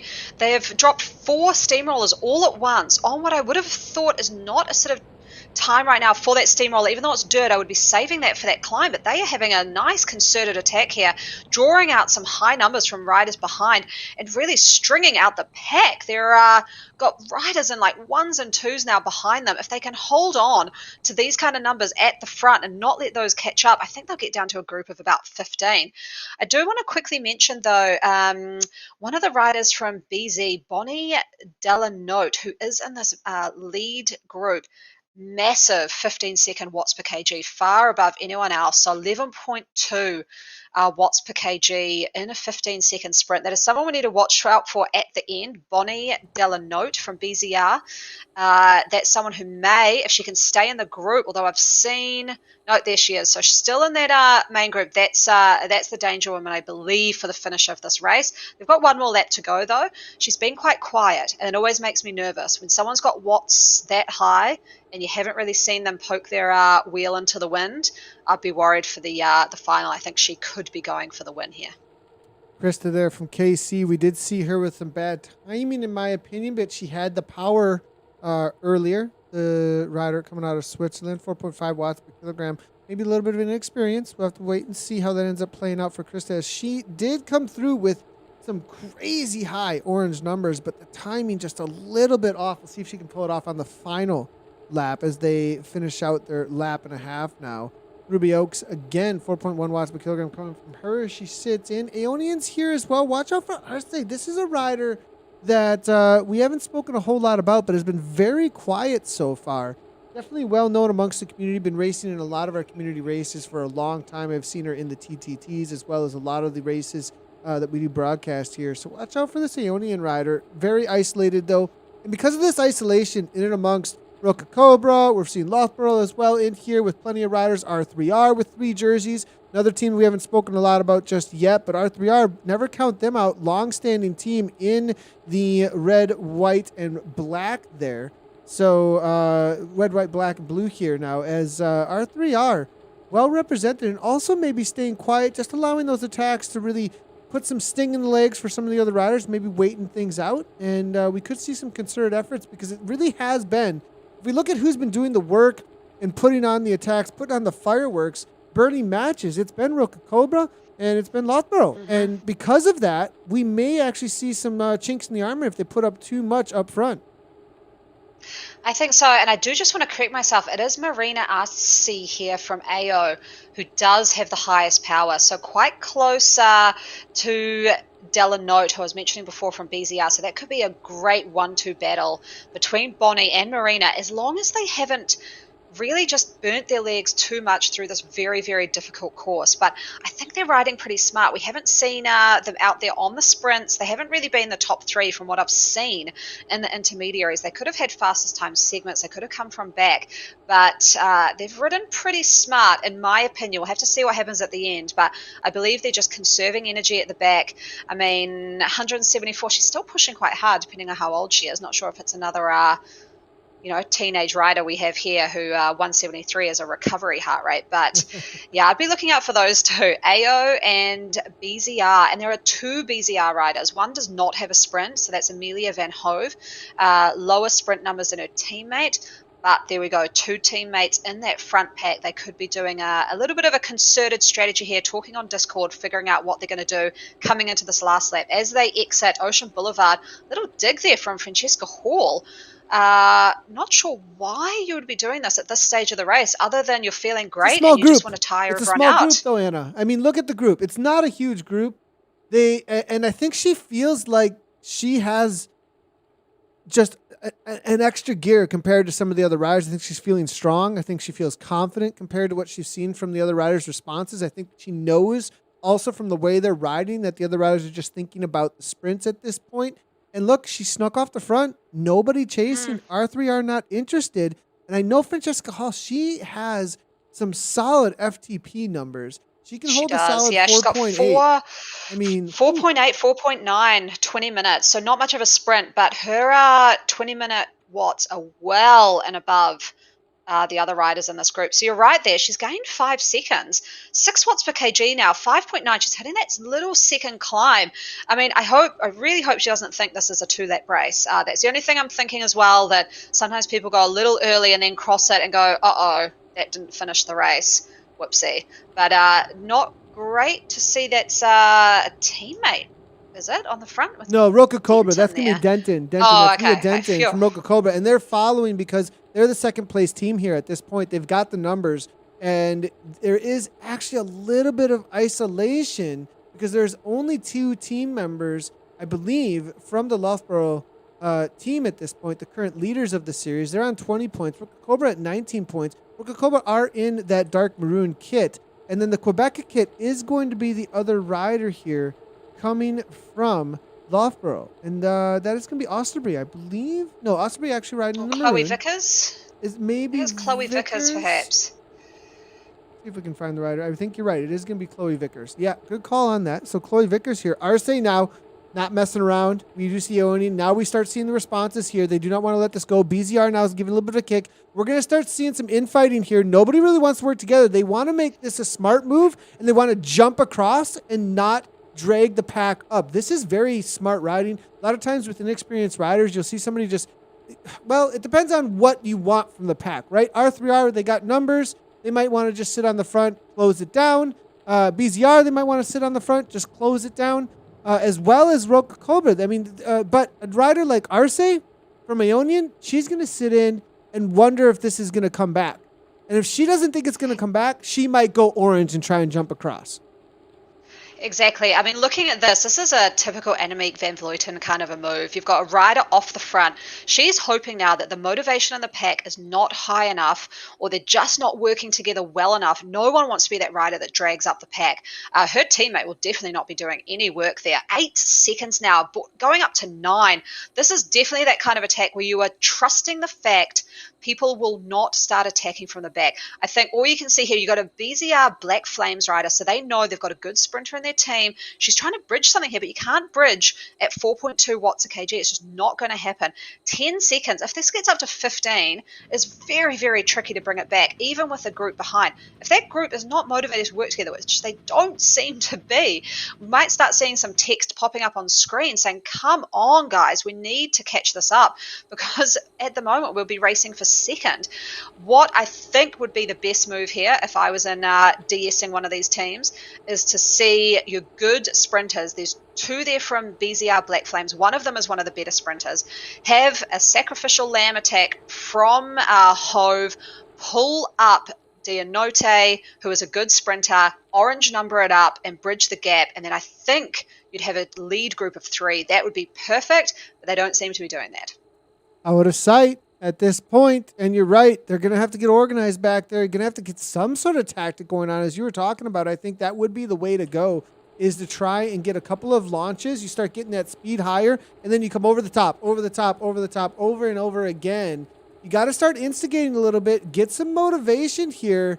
Again, though, if they're tired, it may just shut things down over and over again, get some frustration. It doesn't look like the teams are working very well together. Roca Cobra might just be letting this go and trusting their strength in numbers for the points. It is a team points competition. So if they are trusting that they can grab the points through this next section, not burn too many matches, they're settled for second, third, fourth across the line for the points, and then try and get the best rankings when it comes to the finish line. Try and stack second through fourth, perhaps, with Roca Cobra. Allow Francesca Hall to take some points. They may be able to overtake the current leaders, but Hall continues to walk away from this one. What a move into this last lap, and she is just absolutely demolishing herself right now. 5 watts per kilogram, as you can see here. This looks like it may be pulling off a personal best, perhaps, here out on Zwift with 15 seconds.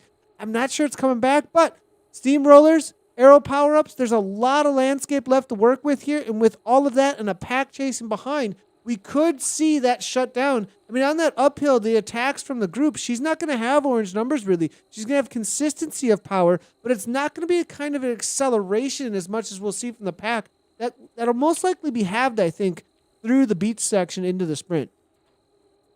I think that pack, there's always a time in a race when you're in that chase pack and you just accept that you're chasing for second place. We did just see numbers go up to 7 watts up that hill and then immediately drop back to 2. So not a danger move there. I think they're all just waiting for that dirt section and see if, like we saw earlier actually, I think, Nathan, just see if some people are motivated to put in huge attacks with a steamroller up the dirt section, carry it through to the sprint.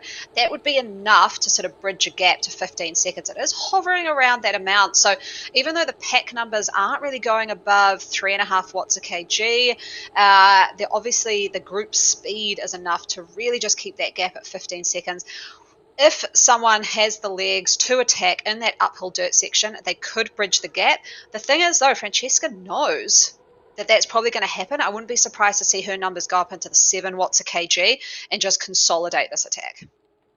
Yeah, it's going to be tough to bring back, but 15 seconds, it's not quite over that 20-second-ish mark. You know, really, this is kind of that knife's edge as to whether or not it's going to stick. And as you do see, the downhill, the reality of these pack dynamics, it brought back a second almost for free, actually, there, as Francesca Hall continues to have to put out 4.8, almost 5 watts per kilogram, 186 beats per minute right now, 43 kilometers per hour.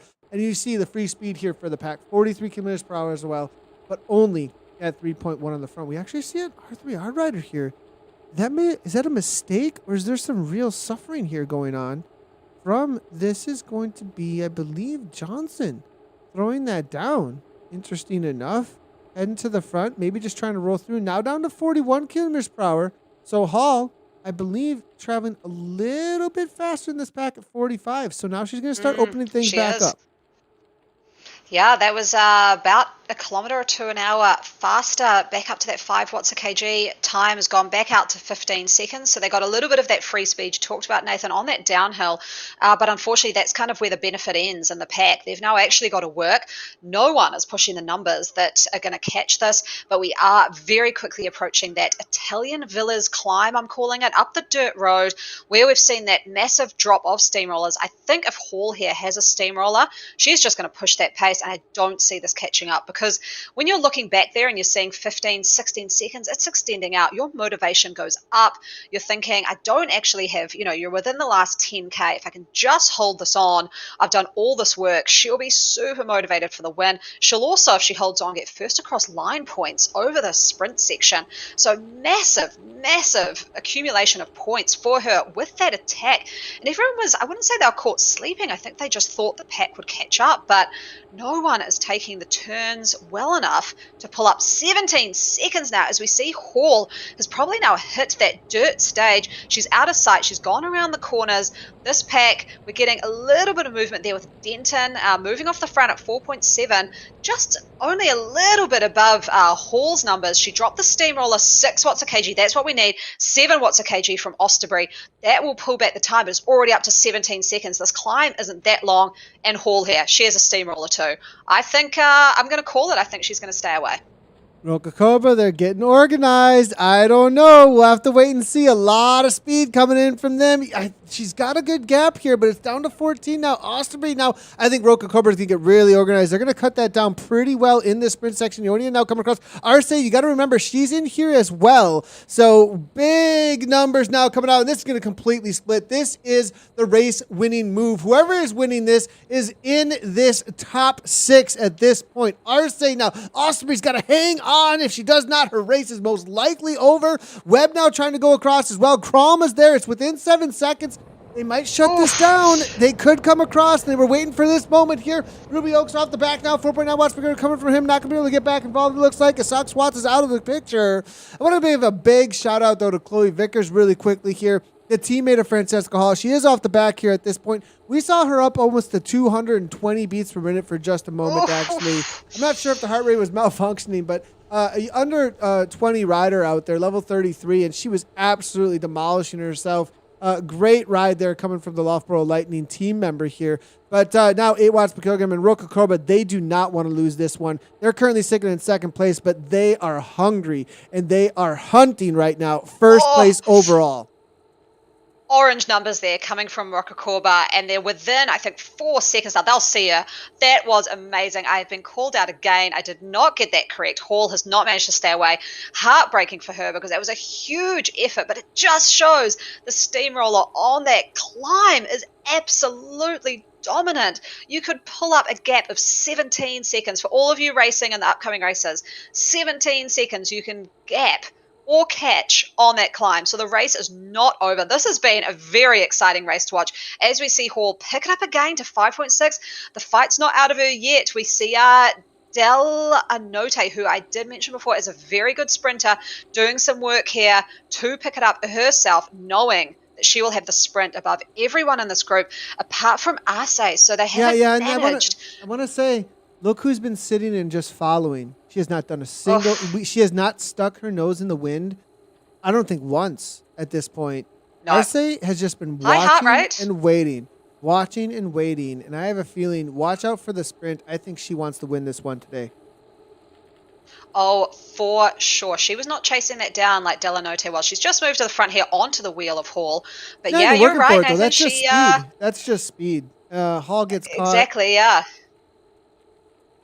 So Arce here, I think she's the sort of sleeping giant here. She's the one who'll pull out, just stay on wheels, just keep that wheel out of the wind, and will have the energy at the end for the sprint. I'm really interested to see the Arce versus Delanote race at the end. 2 huge sprinting powerhouses. Absolutely impressive. Neither have teammates up there. There's going to be no kind of a lead out to talk of. But Hall, will she try a little attack out of the underground tunnel like we saw her do last lap and just try and hold on? I think everyone will be expecting that though, so may not get away this time. Yeah, it's a good call. I mean, they did just kind of let it float away on that last lap, but this lap, it's going to be very different. You're going to have kicks here. You're going to have riders who do have a high power output for very short periods of time. That's all they need to get back on terms. Grab that wheel, Francesca Hall, not allow it to get away. So we'll see how that ends up playing out here.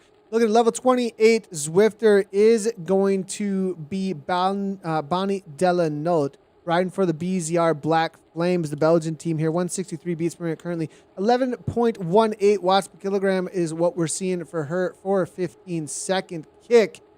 And then with Marina Arce, 13.63. Osterbury, though, and I think Rokakoba, this is what they have to do because I don't think they can match the sprints of anyone in here, but they want to take the win out here today. And Arce, now we're starting to see her being much more interested, not wanting to let anything get away. She's done the work so far to stay involved, and now we start seeing her light things up because she knows these moves with such a small pack will most likely stick at this point. That is a huge number of watts from Osterbury as well, but just shows the draft benefit. I think you get a little bit more with this new algorithm as she was pushing 7 watts here, and people were able to kind of stay on her wheel at around 4. We are seeing a steamroller being dropped here.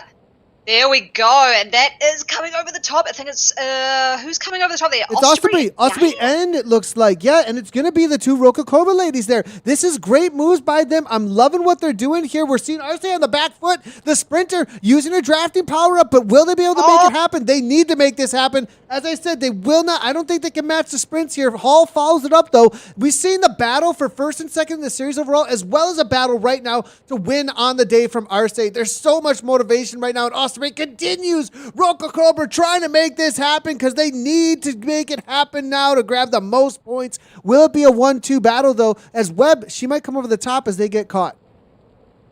And Arce there has used her drafting power up. You know what that means? She's going to have nothing for the finish line sprint. No power up. So if you're sitting there as Delanote, maybe with an arrow, watching Arce drop that draft, you're sitting there rubbing your hands together going, that is fantastic. I am probably the only one here with a power up left because there were so many steamrollers dropped there at that time too.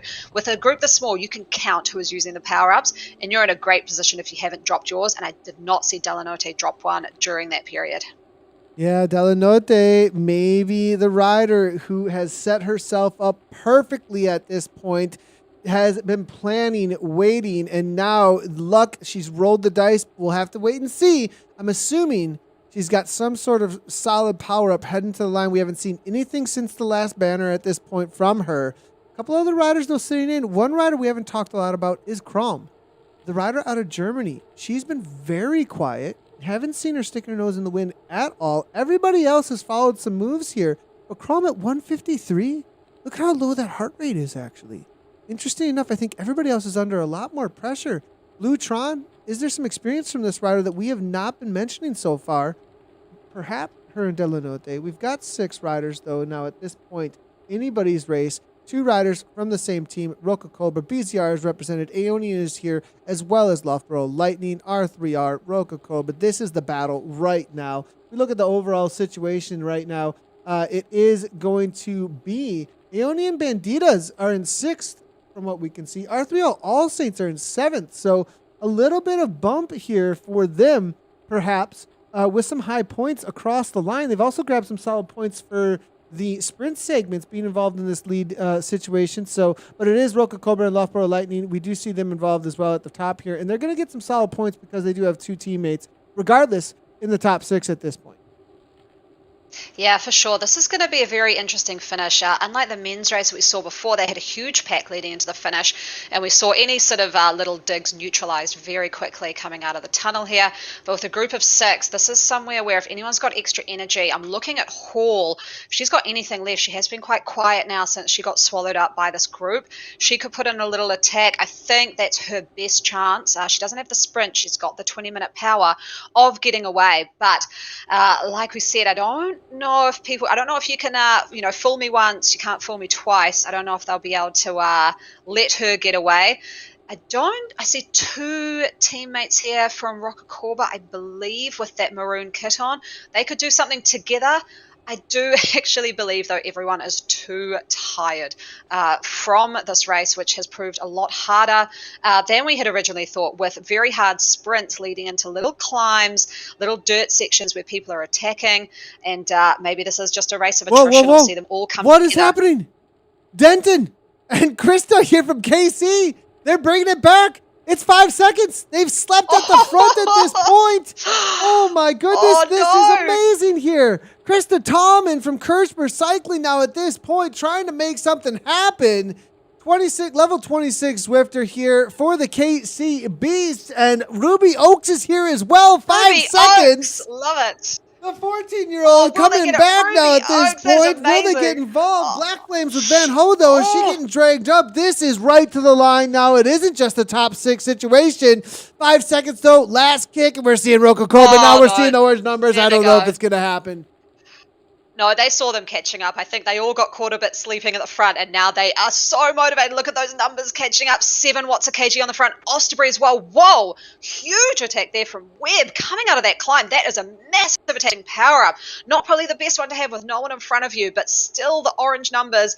Hall wants to get away. Osterbury. She knows that she has no sprint up against some of these other riders here. Now Delanote just sitting in, knowing that she just wants to be dragged up by the Rokakova rider because she's got the kick. Crom there as well. Crom, I would not count her out, but she's got a drafting power up. Delanote, though, I believe she's sleeping on a power up here. Here comes Crom. Crom's got a solid 9 watt per kilogram kick. Not that of Delanote of Arce, but we could see perhaps some cagey riding that could get her to the line in time. Hall continues on. She tries to try and make this happen. It's that 1 kilo move. She's got a second still. She's got a second just on this little climb. Now 2 seconds. This group behind has got to go. They've got to start. Someone sprinting off the front. Anyone with a teammate has got to start pushing. Arce on the front. She does not want to be there. That's burning up the matches for her predominant sprint at the end.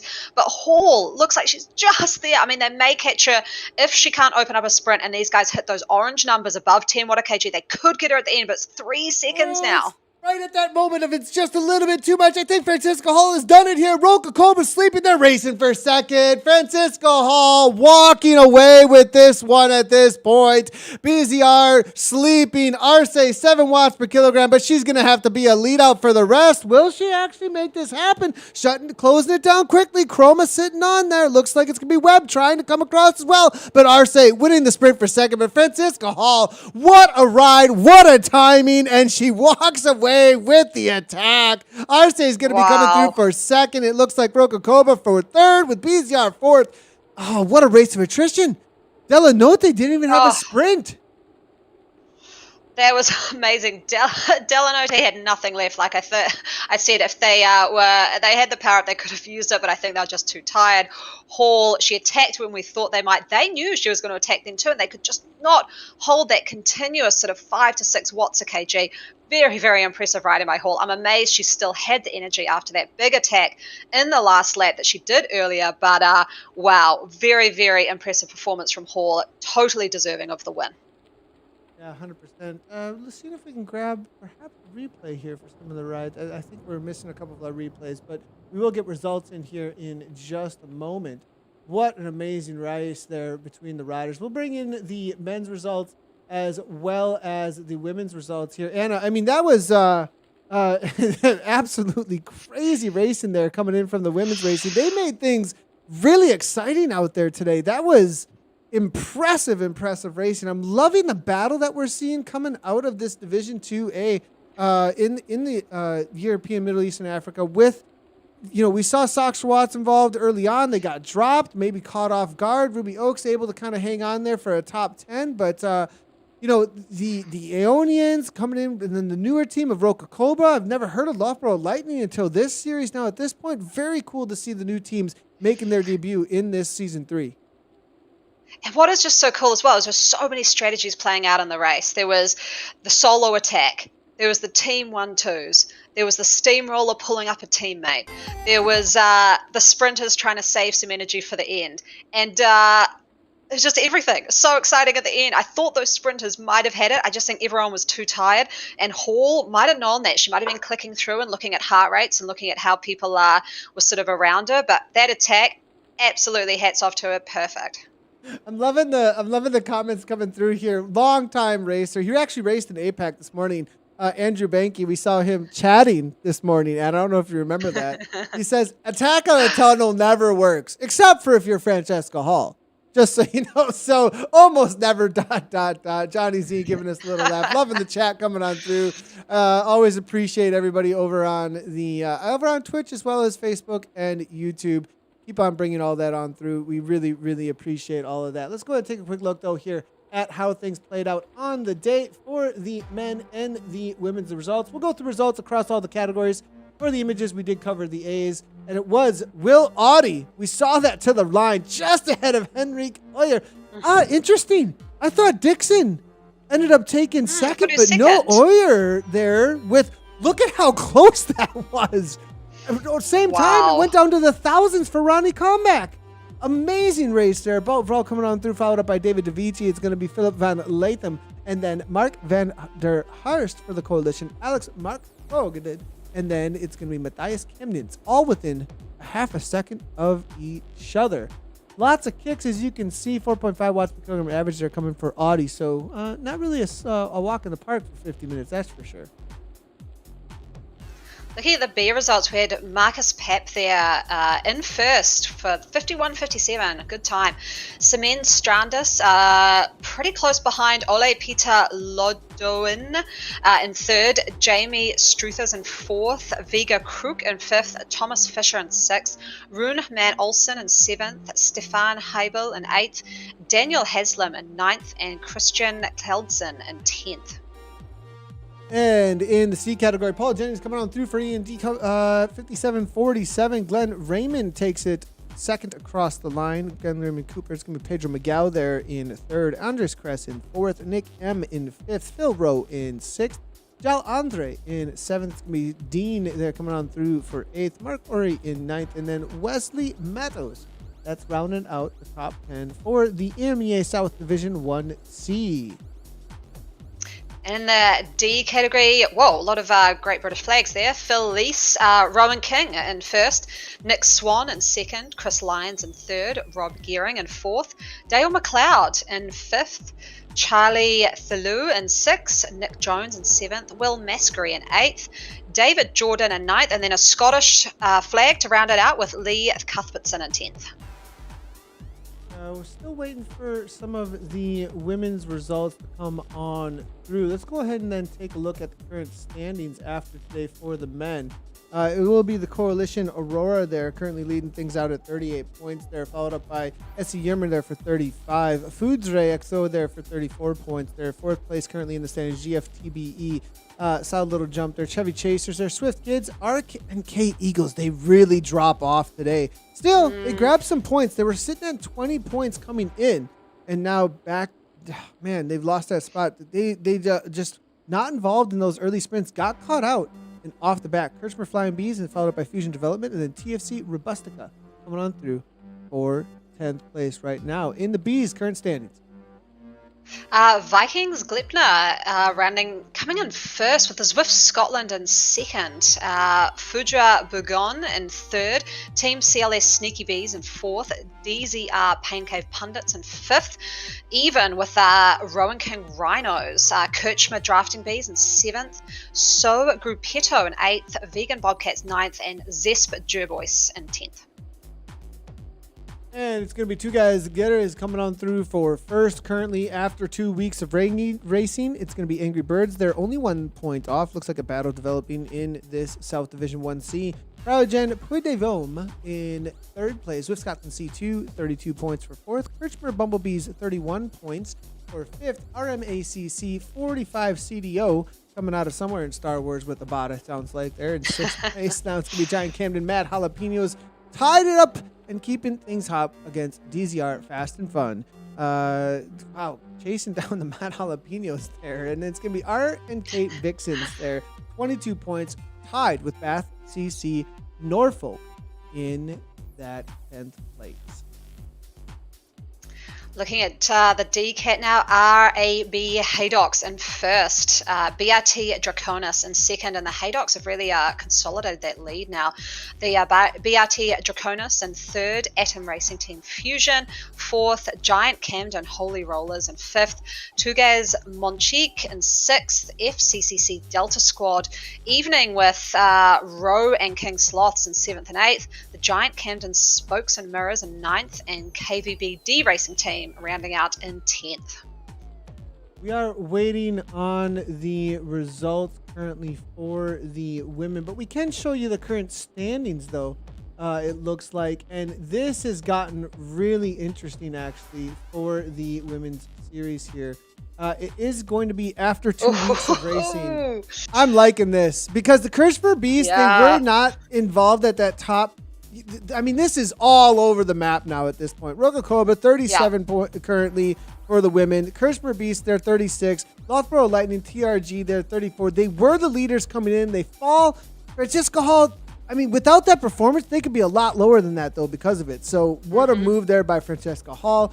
Coalition Synergy with fourth there. Aoni and Banditas tied for fourth and fifth there, it looks like. And then it's going to be WTL Firestorm in sixth. It's going to be Sox or Watts. Polka Dot Bombs, they drop way out. We did see them back in the 20th and 30s in the chase group. Ruby Oaks holding it down for them, grabbing them some points, holding on to that seventh place. R3R All Saints there, 25 points for eighth. Betty Squad A in ninth. And Rafa RCC Women A2. They show up this week. Good to see them out there, and they grab a solid 19. Looking at the B division now, Aoni and Bravos first, KRTB Dressed to Kill in second, even with Evo Fire in third. The Drafty Bees 1 point back. It's a very close battle here in the Bees. They're in fourth, Fujay Fine in fifth, even with Dolphin Triathlon 5, and they're in sixth. Wow, these points are very, very close. Glasgow Tri Alanda in seventh, Revo Snickers in eighth, R3R Bewitched in ninth, and Coalition Equinox in 10th. And we'll have to wait and see if the rest of the EMEA women's here have finished. I have a feeling perhaps we're still having a couple across the line. Oh, it looks good here with the C's here. Cardiff Ajax women's teams coming on through for first. Going to be WTRL. They're starting to walk away a little bit, looks like, with 4 points there. WLC line there, 32. Kirchner Team B's there, 31. Pride with Cryogen. Angleroo, followed up by Team Electric Spirit Company, Red Snappers there. Herd of Royal Penguins there in 6th. Zwift Scotland WC there in 7th. Followed up by Velocity in 8th. Rafa RCC Women's C and 3C Tornadoes. That is your top 10 in the Women's C, Division 2C, or EMEA. And in the D's, BRT Twinkle Kittens, great name, with 36 points. Couple of points ahead of the Sisu I Race Like a Girl, Artemisia. And then they're 2 points ahead of WTRL Drafting Dinos. Herd of Fairy Penguins. These are just awesome. They're in fourth, even with the Satona CCWDs in fifth, Kirchmar Crazy Bees in sixth, Cryogen Lizoard and Izoard, I know that climb, in seventh, WTRL Drafting Dinos in eighth, Njinga CC Ladies D in ninth, and Fear Not, one of the Team Fearless crew, in 10th. That's the standings after 2 weeks of racing. Now, if you want to watch some more racing, we've got plenty of it. Right now, you can head on over to Zwift's main page with Zwift Lies and watch the premier division of this very league in Season 3. The men are out on course. The women just finished. So make sure to head on over to Zwift Live, as well as Zwift's main Facebook page and their YouTube. It's live on all of those places. It's also actually live over on their Go Zwift on Twitch if you want to check that out. But we've got more racing to come later tonight as well. We had APAC down in your section of the world, Anna. Thanks for getting up really early and commentating next to me. Really appreciate it. And then we now had Europe. And then today we're going to do the Americas, racing all across the world, all zones. It's absolutely awesome to see. Anna, thanks a lot. It's been an interesting day so far. And you probably got all kinds of messages coming through about how things went in the women's race for your team, I would think. Sure did. I had to turn my phone upside down because it was absolutely lighting up. So I assume my Sarasa Pros Closet team maybe took the win. Not sure, but I'm assuming from the messages we did. I'll be racing in about 3 hours in the Americas. Oh my goodness! East, and you're racing? Okay, yeah, I'm commentating on your race. Okay. Sounds good to me. Expect from watching this, I'm thinking I'll probably get dropped on that climb pretty quick. Well, you like know a stone, what to do now, though. You know Exactly. at least how to play this. You've watched a lot of tactics play out. You've watched what's worked, what's not worked. So you might end up DSing a little bit more than you thought today.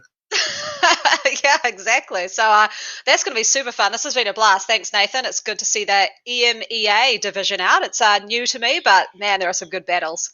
All right. Thanks, everybody, for watching. As always, thanks to the riders and the races. Wouldn't be anything without you, the viewers, as well. Hit those follow buttons, subscribe, all that good stuff. We'll see you later today.